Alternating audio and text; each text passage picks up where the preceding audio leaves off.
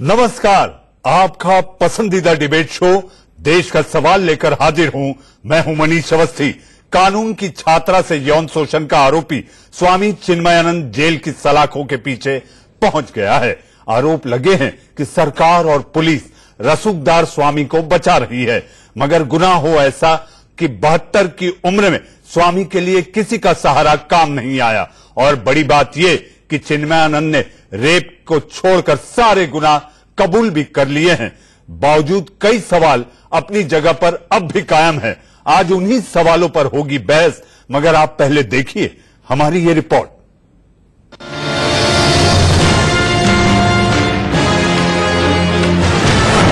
अश्लील वीडियो बनाना, छात्रा को ब्लैकमेल करना, कई महीने तक बलात्कार, जान से मारने की धमकी। इन सभी संगीन आरोपों का मुजरिम भगवाधारी स्वामी चिन्मयानंद गिरफ्तार हो गया। सुप्रीम कोर्ट के निर्देश पर बनी एसआईटी ने स्वामी को शाहजहांपुर वाले आश्रम से गिरफ्तार किया। अस्पताल में मेडिकल कराने के बाद कोर्ट में पेशी हुई और कोर्ट ने चिन्मयानंद को 14 दिन की न्यायिक हिरासत में जेल भेज दिया। हम लोगों ने विवेचना काफी सघनता से किया है, काफी बारीकी से किया है।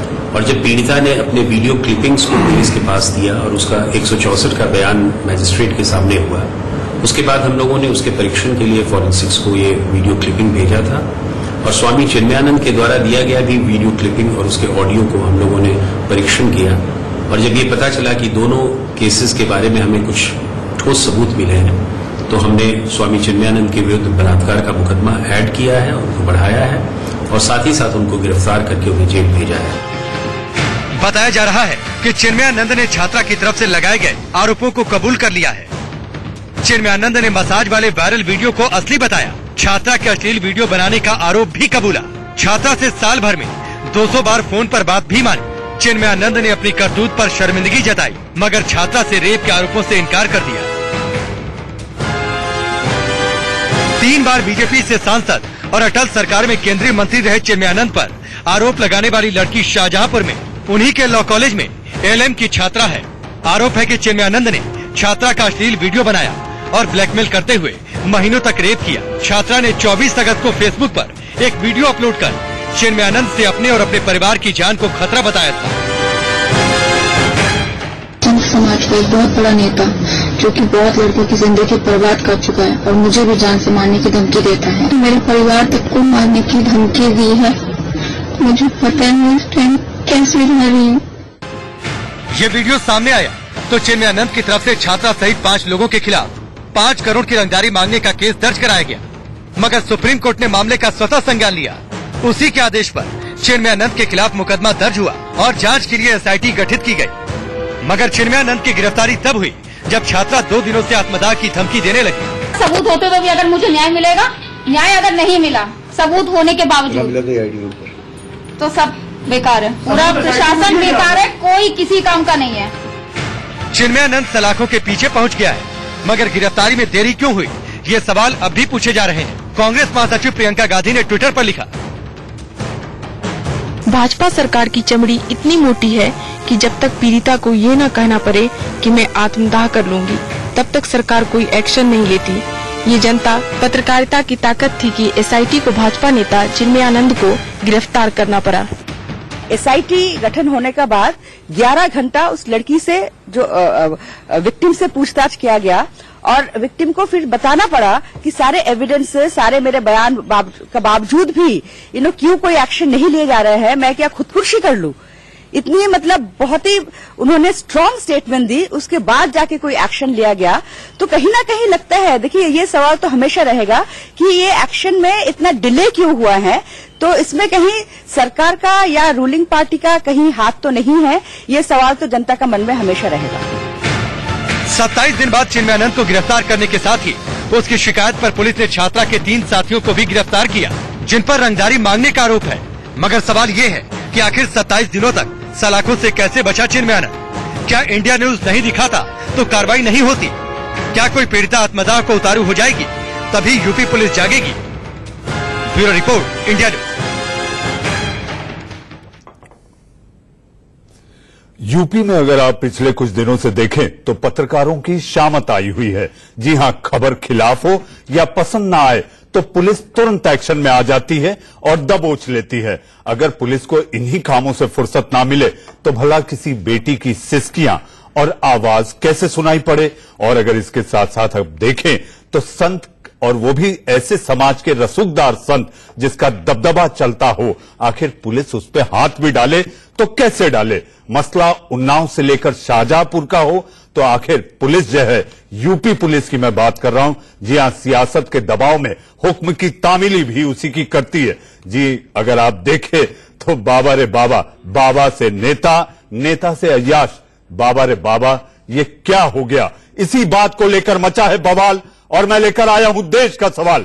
जी हां, देश का सवाल है बवाल और मैं लेकर आया हूं देश का सवाल। जी हां, देश का सवाल में एक बड़ा पैनल हमारे साथ जुड़ा है जो कि इस पर चर्चा करेगा। और मैं ये बता दूं कि ये बहस अपने एक नए तेवर में है जो कि नॉन स्टॉप होगी, बगैर ब्रेक के होगी। आप सभी मेहमानों को बोलने के लिए बुलाया गया है। सोचे वही जो आप बेहिचक बोल सकें और बोले वही जिसका आप जवाब सुन सके। तो आइए शुरू करते हैं देश का सवाल। मेरे साथ बीजेपी का पक्ष रखने के लिए डॉक्टर विजय सोनकर शास्त्री, प्रवक्ता बीजेपी के मौजूद हैं। मेरे साथ स्टूडियो में डॉक्टर शुभ्र कमल दत्ता, जी हां, इनके तेवर और अंदाज आप देखते और सुनते आए हैं। मेरे साथ दीपक पांडे, जिनकी विचारधारा को आप जानते हैं, विश्लेषक हैं, बीएसपी के नेता हैं और बीएसपी की विचारधारा को लेकर ही आगे बढ़ रहे हैं।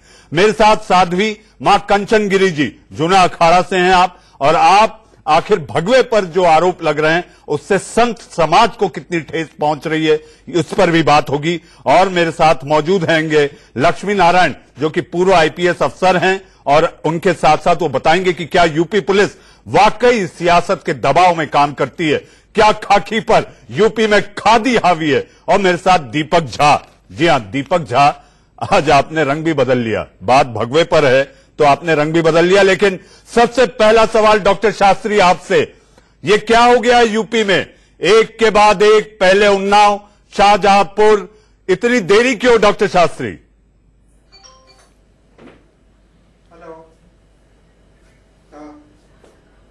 देखिए मनीष जी, कानून अपना काम कर रहा है, आरोप लगे हैं, आरोप की सत्यता की जांच की गई और उसमें कुछ सच्चाई पाई गई तो उनको अरेस्ट किया गया।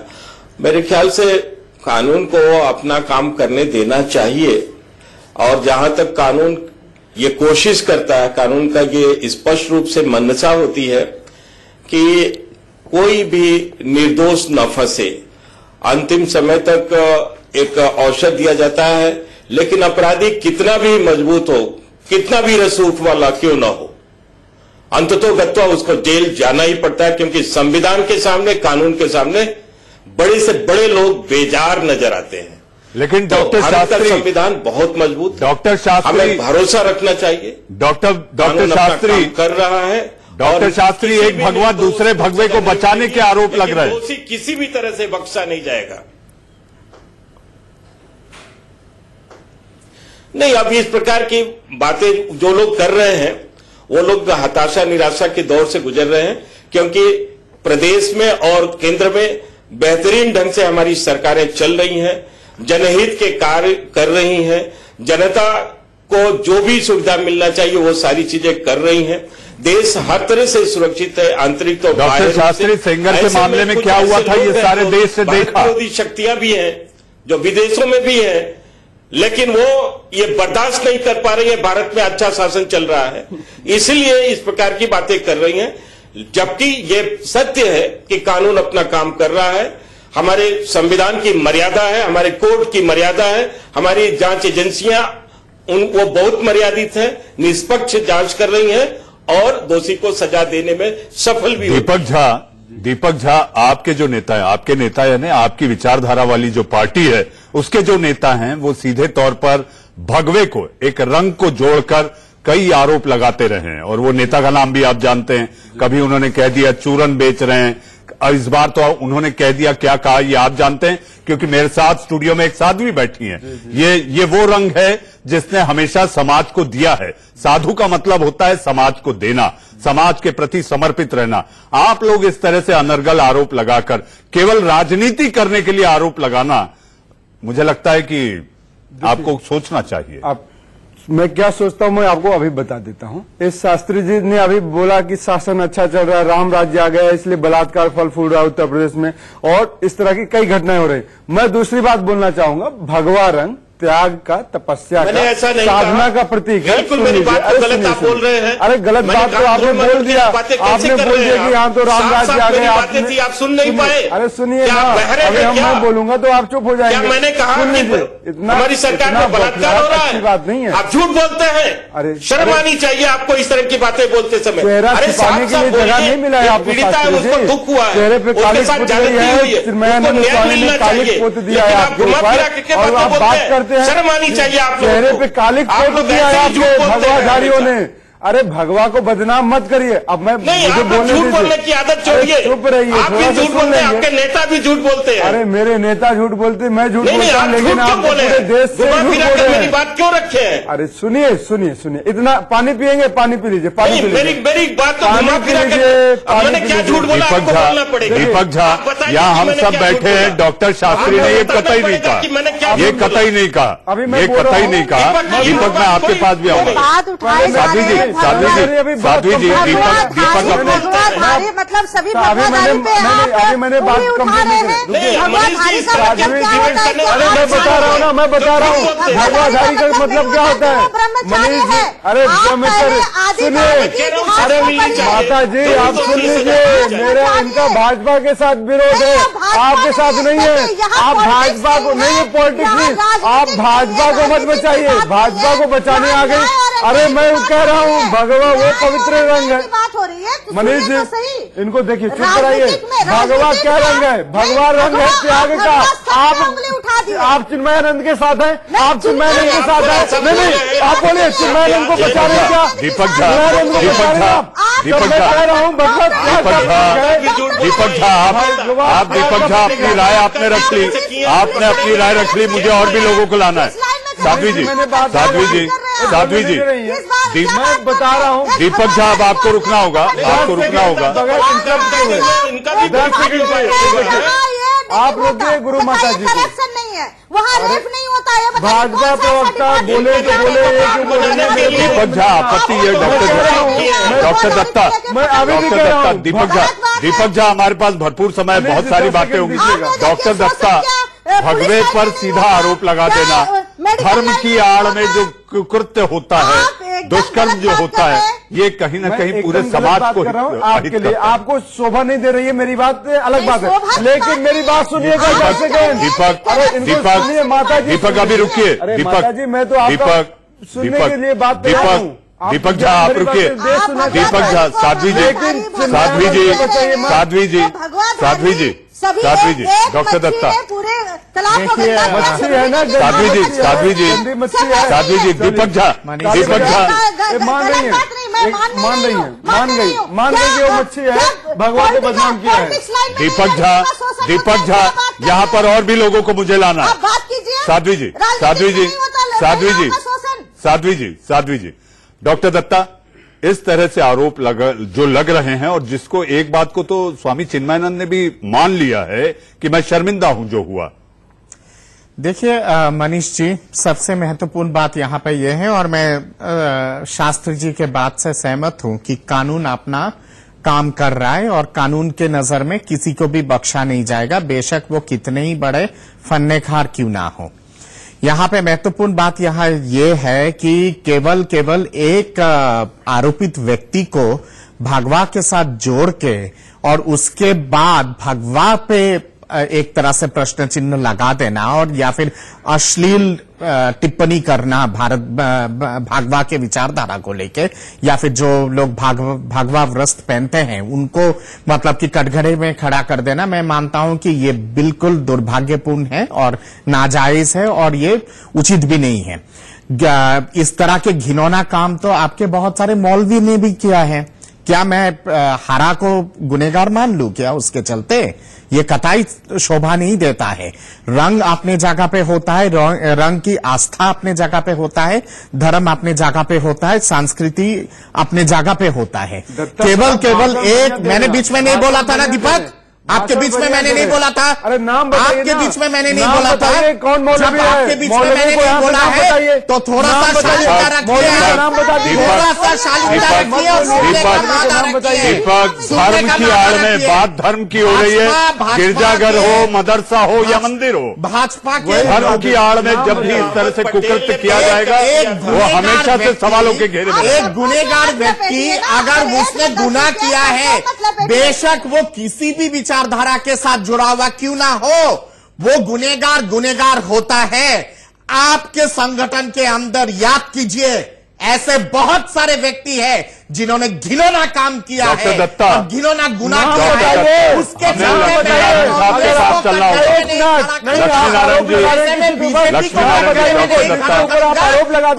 का नाम बताइए। अरे नाम बताइए, आरोप साबित करिए। अरे आप लोग बिना मतलब किया था, बाकायदा बलात्कार किया था और उस पीड़िता ने राहुल गांधी को पत्र लिखी थी कहते हुए मुझे कहीं ना कहीं पे मुझे न्याय चाहिए। राहुल गांधी ने उसको कटघरे में खड़ा किया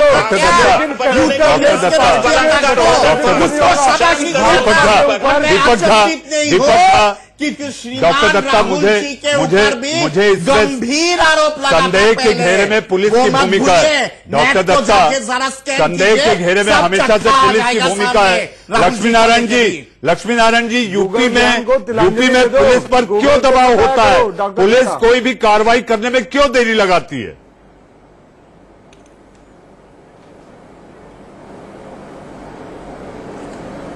देखिए, ऐसा है कि जो हाई प्रोफाइल केसेस होते हैं वो हाईलाइट हो जाते हैं ज्यादा। बहुत से केसेस होते हैं और जो कार्रवाइयों का स्तर होता है वो हर पहलू को देख करके ही कार्रवाई संभव हो पाती है। विवेचना के बहुत से पहलू होते हैं। सिर्फ एफआईआर हो जाने से या किसी घटना का संज्ञान किसी दूसरे माध्यम से प्राप्त होने पर चीजें पूरी नहीं होती हैं। इसके लिए विवेचना होती है और विवेचना में बहुत सी चीजों को शामिल करना पड़ता है। एक बार ये स्तर हो जाता है कि हाँ अपराध हुआ है और अपराध इस व्यक्ति ने किया है, तभी उसकी गिरफ्तारी किया जाता है और उसके बाद ही अन्य कार्रवाइयां संभव हो पाती हैं। प्रश्नगत प्रकरण में प्रारंभ में जब तक एफआईआर नहीं हुई थी उसके पहले सोशल मीडिया एक्टिव हो चुका था और एफआईआर होने के उपरांत फिर घटनाक्रम होता है, लड़की को जो पीड़िता है उसका बयान होता है और बयान होने के बाद ही गिरफ्तारी की कार्रवाई हो गई है। तो ये नहीं कह सकते कि पूरा आरोप पुलिस पर लग जा रहा है। हमेशा घटनाक्रम को देखना पड़ता है। लक्ष्मीनारायण साहब, एक सवाल मेरा भी है और दीपक पांडे यहाँ पर है, उनका भी एक सवाल है आपसे। जी बताएं। क्या खाकी पर खादी हमेशा हावी रहती है? मनीष जी। जी बिल्कुल। अच्छा लक्ष्मी जी, मेरा आपसे सवाल ये है कि अगर आपने जैसा कहा पे निर्भर करता है। लक्ष्मी जी, दूसरा सवाल, मेरा सवाल ये आपसे है कि आपने जैसा किया कि सोशल मीडिया पे ये खबर जब आई, अगर ये खबर सोशल मीडिया पे ना आती तो क्या पुलिस जो है उत्तर प्रदेश की संज्ञान लेती? सोशल मीडिया पे आने के बाद, लाइमलाइट में आने के बाद, हाईलाइटेड होने के बाद इतना समय लगता है। अगर ऐसा नहीं होता है, पता नहीं क्या उससे पहले कितने दिन से वो प्रयास कर रही हो केस लगाने के लिए, नहीं कर पा रही हो, अगर वो सोशल मीडिया पे सहारा ना लेती तो क्या उसको न्याय मिल पाता? हाँ, ये विवेचना का विषय है कि यदि पीड़िता ने इस विषय में कोई पुलिस अधिकारी से संपर्क किया था या कोई कोशिश की थी और उस पर कार्रवाई नहीं हुई है तो ये जांच का विषय है। हाँ, एक प्रश्न और है, यूपी पुलिस ने क्यों नहीं रजिस्टर किया था एफआईआर? लक्ष्मीनारायण साहब, एक बात और है, डीएम पर और तमाम बड़े पुलिस अधिकारियों पर परिवार के लोगों को धमकाने के भी आरोप है। मेरे भी 5 क्वेश्चन है। पहला क्वेश्चन है मेरा कि लड़की लॉ की पढ़ाई कर रही है, ठीक है, आज की डेट में छोटी बच्ची को आप बोलेंगे चलो तुम्हें चॉकलेट देंगे, वो तुरंत बोलेगी मैं तुम्हें थप्पड़ मारूंगी, क्यों मुझे तुम लेके भागने वाले हो। जो लड़की लॉ की पढ़ाई कर रही हो उसके साथ शोषण हो रहा है, वो उसकी मसाज कर रही है, बहुत नॉर्मल तरीके से उससे बात कर रही है चिन्मयानंद के साथ, और वो कह रही है मुझे बंदूक रखा गया मेरे ऊपर, मुझे मारने की धमकी दी गई। नहीं, ये बात नहीं होने देंगे। आप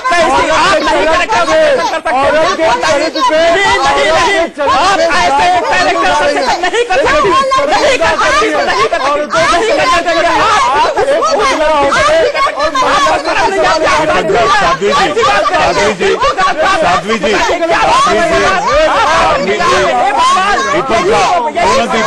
दोनों दीपक भगवान को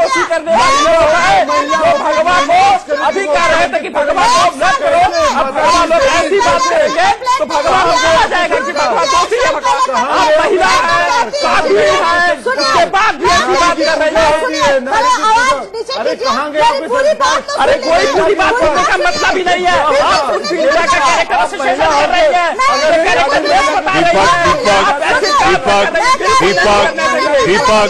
दीपक साध्वी जी, साध्वी जी, साध्वी जी, साध्वी जी, साध्वी जी, साध्वी जी, साध्वी जी, साध्वी जी, कंचन जी, कंचन जी, कंचन जी, दीपक आप रुकिए, दीपक दीपक दीपक दीपक बहस को मैं मॉडरेट कर रहा हूँ और कोई नहीं। साध्वी जी, साध्वी जी, साध्वी जी, ये पूरा मसला दीपक झा, दीपक झा, दीपक झा, आपसे जब कहा जाए तभी आप कहिए। साध्वी जी, साध्वी जी, आप एक मिनट रुकिए, मुझे मॉडरेट करने दीजिए। मैं आपकी राय लूंगा, आपकी राय लूंगा, आपकी राय लूंगा। संदेह के घेरे में ये पूरा आरोप प्रत्यारोप का खेल है। साध्वी जी, साध्वी जी, साध्वी जी, आप रुकिए। साध्वी जी, साध्वी जी, साध्वी जी, साध्वी जी, आप रुकें, आप रुकें। साध्वी जी, आप रुकें। आरोप प्रत्यारोप के बीच ये पूरा मसला है। इसमें ब्लैकमेलिंग के भी आरोप हैं। ब्लैकमेलिंग के तौर पर वीडियो वार भी शुरू हुआ। डॉक्टर दत्ता, वीडियो वार शुरू हुआ, 2 वीडियो आते हैं, उसके बाद एक तीसरा आ जाता है। साध्वी जी, साध्वी जी, दीपक झा, दीपक झा, दीपक झा, साध्वी जी, साध्वी जी, साध्वी जी, साध्वी जी, साध्वी जी, साध्वी जी, ये गंभीर मसला है, गंभीर मसला है। सबको बोलने का मौका दिया जाएगा। साध्वी जी, आपने अपनी बात रख ली, आपने अपनी बात रख ली, आपने अपनी बात रख ली। ये वीडियो वार चल रहा है। इस पूरे मसले में आरोप प्रत्यारोप के दौर में वीडियो वार भी चला। पहले 4 वीडियो आए, उसके बाद दूसरा वीडियो आया। तो संदेह के घेरे में अपने आप में ये पूरा मसला है। ब्लैकमेलिंग का मसला भी दिखाई देता है। लेकिन जो बातें सामने आई है, तथ्य के आधार पर स्वामी चिन्मयानंद पर कार्रवाई भी हुई। लेकिन डॉक्टर शास्त्री, बेटी बचाओ या बाबा बचाओ?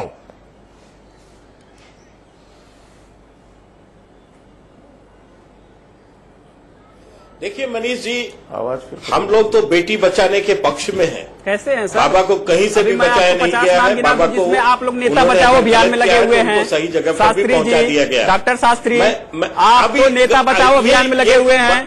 विकास बराला के केस में क्या हुआ था? आपने किसे बचाया था? आप बताइए सर, किसे बचाया था? जम्मू कश्मीर में आपने किसे बचाया था? दीपक, चूंकि डॉक्टर शास्त्री बाहर से हैं, दीपक आपकी आवाज उनको थोड़ा देर में मिल रही, उनका जवाब ले लेते हैं। आप अपना जवाब दें डॉक्टर शास्त्री।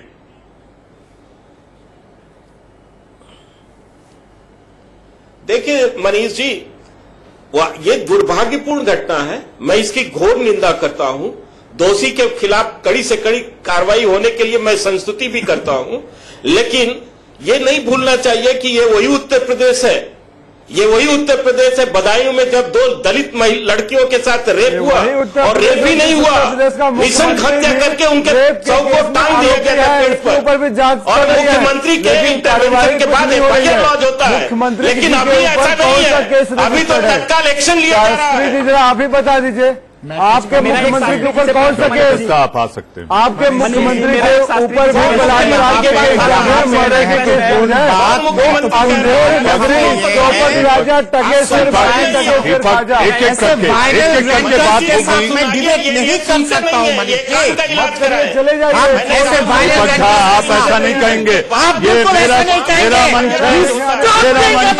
मेरा मंच है दीपक झा, आप नहीं कह सकते कौन आएगा कौन नहीं रहेगा, ये मेरा सवाल। वायरल रेंटर बनना, थोड़ा सा शालीनता रखिए। चेहरा दिखाने लायक बच्चे नहीं। ठीक है, आप कौन सा चेहरा दिखाने लायक रह गए? डॉक्टर सुकन्या देवी भूल गए क्या आप? डॉक्टर सुकन्या देवी भूल गए? सुकन्या देवी का जो हादसा है वो भूल गए? ढोल बजाइए। यूपीए सरकार के दौरान वो अलग बात है कि सुप्रीम कोर्ट ने राहुल गांधी को उस केस से भारी जरूर किया था। पर मेरा गुजारिश रहेगा शास्त्री जी से कि सुकन्या दो शब्द बोल दिए होते कि उस लड़की के साथ हमारी हमदर्दी है, हम उसकी निंदा करते हैं। अगर इतिहास में जाएंगे डॉक्टर दत्ता इतिहास में जाएंगे तो राजस्थान से लेके मध्य प्रदेश और मध्य प्रदेश से लेके महाराष्ट्र, ये सारी बातों में जाने में मतलब नहीं है। हमें चर्चा हमारी चल रही है स्वामी चिन्मयानंद और उन पर लगे आरोपों को लेकर। मतलब की डॉक्टर दत्ता आज बोखरा गए हैं। साध्वी जी आ रहा हूँ, आपके पास आ रहा हूँ। साध्वी जी यहाँ पे महत्वपूर्ण बात यहाँ पे ये है कि जस्टिस होनी चाहिए। जस्टिस तभी होगा जब एसआईटी की रिपोर्ट सामने आएगी। डॉक्टर एसआईटी की रिपोर्ट के हिसाब से समझदार आदमी उस बलात्कार कर रहा है। दीपक आप रखिए, मैं आपके पास आ रहा हूँ। दीपक भेजा गया धीरज रखिए आप। 14 दिन के रिमांड में भेजा गया है। अब 14 दिन के अंदर जो एसआईटी की तरफ से जो जांच होगी, जांच होने के बाद तमाम पहलू को ध्यान में रखते हुए डॉक्टर शास्त्री मैं आपके पास आऊंगा, आपके पास आऊंगा। दीपक पांडे भी यहाँ पर मौजूद है। दीपक, आप जिस पार्टी की विचारधारा रखते हैं उस पार्टी का भी इतिहास को देखिए मनीष जी, मैं एक कुछ बात कहना चाहूंगा। देखिए कोई घटना घटती है, उस घटना के सापेक्ष में आप किसी घटना को ला करके अगर खड़ा कर देते हैं तो कहीं न कहीं आप उस घटना को आप समर्थित होते हैं या समर्थन करते हैं। देखिए मैं बिल्कुल नहीं चाहता कि आप किसी को पीछे क्या हुआ, मैं ये चाहता हूँ कि देखिए के बारे में क्यों ना देखिए बिल्कुल आप देखिए आप अगर उसके देखिए आज अगर उसको न्याय की बात है तो आप उसको न्याय दिलाइए। लेकिन आप बताइए, आप बताइए अरे कहाँ पे है जिंदा है, कहाँ पे है कुलदीप सेंगर आरोपी को परिवार को मार दे रहा है, उसको न्याय दिलवाइए। अरे इसको न्याय दिलवाइए ना, जैसा जरूरत है उस बिटिया को न्याय दिलवाइए और उस साध्वी को न्याय दिलवाइए जिसको किया था योगी आदित्यनाथ ने। क्या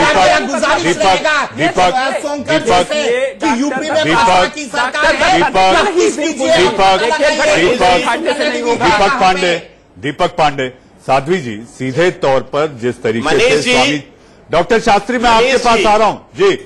मैं दीपक पांडे को आईना दिखलाना चाहता हूँ। आइए आइए आइए मैदान में। दीपक पांडे को आईना दिखलाना चाहता हूँ। इनके शासनकाल में क्या हुआ? बहन मायावती लेडी थी, औरत थी, लेकिन उन्होंने एक शासनादेश जारी किया था कि केवल हत्या और बलात्कार का मामला दर्ज किया जाए और इन केस आप बलात्कार जब बलात्कार होता है चैलेंज करता हूं डॉक्टर शास्त्री, आप कोई दो केस बता दीजिए जिसमें हमने कुलदीप सिंह सेंगर जैसे बलात्कारी एमएलए को बचाया हो या चिन्मयानंद स्वामी जैसे बलात्कारी महात्मा और अपने आपके एक्स मंत्री को बचाया हो। मैं आपको चैलेंज करता हूं, बताइए हमारे शासनकाल में हमने किसे बचाया है? आपको चैलेंज करता हूं, वापस से आकर मुझे आंकड़े दे रहे हैं। देखिए चैलेंज करता हूं, आप बताइए मुझे। हम सुनिए नहीं, सीधी सी बात होती, न्याय की बात होती है। अगर क्षमता में है तो न्याय दिलाने की बात करते हैं। अगर रसूखदार नेता है तो ऐसा हो नहीं सकता कि उसे बचाया न जाए। देखिए अतुल राय कौन है? दीपक पांडे अतुल राय कौन है? दीपक पांडे अतुल राय कौन है? पहलवान कौन है? आप दीपक पांडे, इसमें हमें नहीं जाना, इसमें हमें नहीं जाना है। दीपक हमें इसमें नहीं जाना। साध्वी जी आ रहा हूँ। दीपक हमें इसमें नहीं जाना। साध्वी जी सवाल ये है कि क्या इस तरह के भगवाधारियों को गुड्डू पहलवान आपके पास टिकट दिया था लोकसभा चुनाव में? दीपक हमारे बीच साध्वी बैठी है, इनको प्राधान्य दिया जाना चाहिए। हमारी भी कुछ सुनिए, अपनी मत सुनाइए। देखिए, मैं ये कहना चाहूंगी, बहुत टाइम से ऐसा चल रहा है, चाहे वो आसाराम बाबू का केस हो, राम रहीम हो, ये सारे केसेस हो रहे हैं। तो इसके लिए एक सख्त कानून बनाना चाहिए। वो क्या, अब ये देखिए, एक मी टू भी है, 20 साल पुराने केस आ रहे हैं लौट के। तो मेरा ये कहना है कि एक ऐसा कानून बने जिससे कि 1 महीने के अंदर अंदर महिला जाके। साध्वी जी, कानून तो है, कानून पर अमल करने के लिए जो लोग हैं वो सियासत और रसूख के दबदबे के चलते उसका उपयोग कर सकती है। साध्वी जी, कानून तो है। मेरे को 10 सेकंड सोशल मीडिया इतनी एक्टिव है, चैनल, सारे न्यूज चैनल इतने एक्टिव है, और वो लॉ की पढ़ाई कर रही है। 1 साल वो लड़की चुप। बड़ी तकलीफ है आपको, उसकी पढ़ाई से तकलीफ है, उसकी पढ़ाई से तकलीफ है, उसकी पढ़ाई से तकलीफ है। ये उस इंसान पे पहली बार बलात्कार का आरोप लगा है। जूते उतार, आप बताइए, पढ़ाई से तकलीफ है। साध्वी जी, आपको मैं कुछ सुनाता हूँ और दिखाता हूँ। आपको सुनाते हैं कि 2 दिन पहले दिग्विजय सिंह ने भगवा कपड़े में बलात्कार पर क्या कहा था। आइए देखिए और सुनिए कांग्रेस नेता दिग्विजय सिंह का विवादित बयान। भगवा वस्त्र पहनकर लोग चूरन बेच रहे हैं, भगवा वस्त्र पहनकर बलात्कार हो रहे हैं, मंदिरों में बलात्कार हो रहे हैं। क्या यही है हमारा धर्म? हमारे सनातन धर्म को जिन लोगों ने बदनाम किया है उन्हें ईश्वर भी माफ नहीं करेगा। आपने देखा कि दिग्विजय सिंह भगवा को सर्टिफिकेट दे रहे हैं। साध्वी जी, मैं आपके पास आऊंगा। मेरे साथ पुलिस अधिकारी हैं और पुलिस अधिकारी, क्योंकि ये सारा मसला जब जांच के दायरे में आता है। लक्ष्मी नारायण जी, आखिर इस केस में संदेह के रूप में देखा जा रहा है। ब्लैकमेलिंग का भी मसला आया, वीडियो वार भी दिखाई दिया। पुलिस अब जांच आगे बढ़ाए तो कैसे बढ़ाए?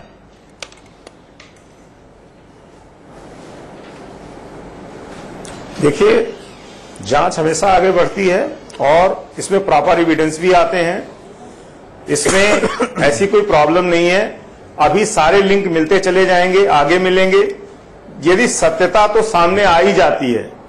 ऐसा कोई केस नहीं होता जहां सत्यता सामने ना आए। और ऐसी परिस्थिति में समय जरूर लग सकता है, लेकिन सत्यता सामने आएगी और वो सारी चीजें न्यायालय में जाएंगी। लेकिन न्यायालय उनको गुण दोष के आधार पर, नारायण जी, ताकतवर के खिलाफ पुलिस जब उस पर आरोप लगते हैं तो अनदेखी करती है। लेकिन मैं साध्वी जी, आ रहा हूं मैं आपके पास। नहीं, देखिए मैं इस चीज को नहीं मानता। ये व्यक्ति पर निर्भर करता है। कुछ अधिकारी बहुत स्ट्रेट फॉरवर्ड होते हैं, वो बिल्कुल नहीं मानते। दीपक, अब कुछ अधिकारियों का अपना एक तरीका होता है काम करने का, वो उस हिसाब से काम करते हैं। जी, अरे ये देश ऐसा है दीपक जी जहाँ गृह मंत्री भी जेल जाते हैं। जी, अभी मैं बताता हूँ, जो गया रहता है वो भी बन जाता है। दीपक झा, हमें विषयांतर नहीं करना है। हमारे पास समय कम है। डॉक्टर शास्त्री, आपसे आखिरी सवाल और छोटा जवाब। अगर ये किसी और पार्टी का नेता होता तो क्या आप लोग कहते कि जांच अभी चल रही है, 27 दिन नहीं लगते, और आप कहते कि फॉरेंसिक रिपोर्ट आएगी उसके बाद कार्रवाई होगी?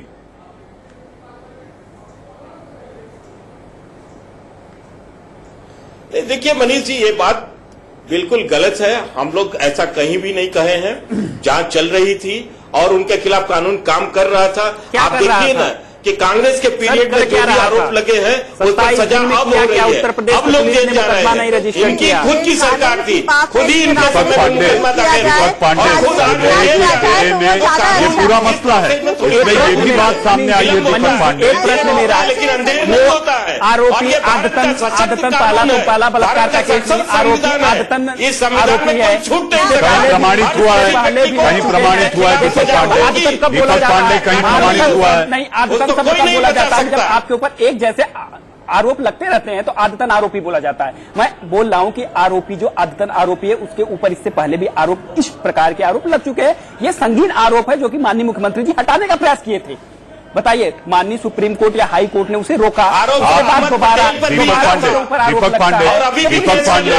दीपक पांडे हमारे लिए सबसे बड़ा सवाल आज ये है कि क्या धर्म की आड़ में, क्या भगवा चोले की आड़ में इस तरह की घटनाओं को कैसे हम काबू करें और उसके साथ साथ लोगों में जागरूकता कैसे लाएं। दीपक झा, साध्वी जी बोल रहे, फिर मैं आपके पास और डॉक्टर दत्ता के पास आऊंगा। जितने भी मठ हैं वहाँ, जितने भी साध्वी है वहाँ नहीं रहना चाहिए। जितने भी मठ के अंदर महिलाएं रह रही हैं उसका बिल्कुल वो होना चाहिए, एनजीओ को दे दे, किसी को ऐसा राइट दे दे जहाँ जाके उन लोगों से पूछे कि आपके साथ कोई गलत तो नहीं हो रहा है। ये बहुत जरूरी है। अब मैं सभी महात्मा को, साध्वी जी आप खुद बिना अखाड़ा से आती हैं, आप क्या ये प्रस्ताव लाएंगी 13 अखाड़ाओं के सामने? मैं अखाड़े से भी बोलूंगी कि साध्वियों को अपने मठ में रहना बंद कर दीजिए, एक अलग से उनका मठ बनाइए जहाँ सारी साधवी रहे। और साथ ही दीपक झा क्या मतलब है, संस्कृति को अलग कर रही हो आप? सारे महात्मा परंपरा नहीं, दीपक झा छोटा कमेंट।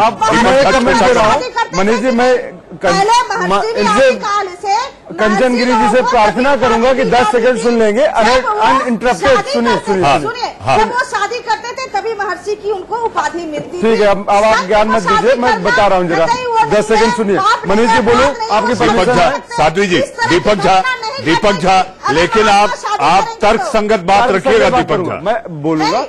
अरे सुनिए दो माता जी, आप नहीं दे रहे। देखिए क्या है मनीष जी, साध्वी जी दीपक झा को ले लेते हैं, फिर मैं आपको समय देता हूँ। दीपक झा, तर्क संगत बात होनी चाहिए। बिल्कुल, भगवा त्याग का, तपस्या का, साधना का प्रतीक है।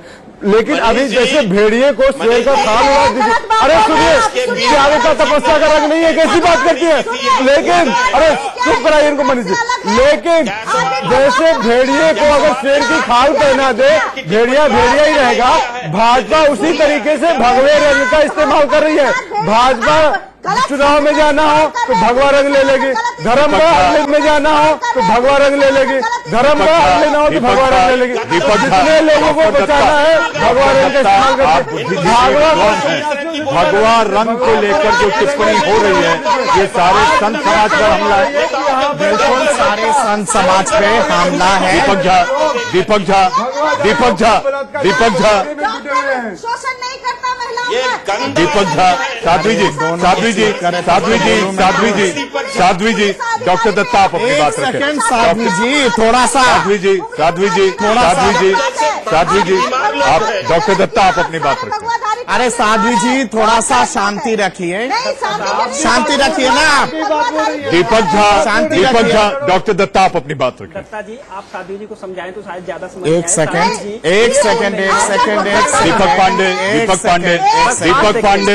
दीपक पांडे, एक सेकंड। साध्वी जी परंपरा पे प्रश्न उठा रही हैं। यहाँ पे महत्वपूर्ण बात यहाँ ये, अरे साध्वी जी सुनिए ना, थोड़ा सा सुनिए प्लीज, थोड़ा सा सुनिए। दीपक झा आप रुके जी।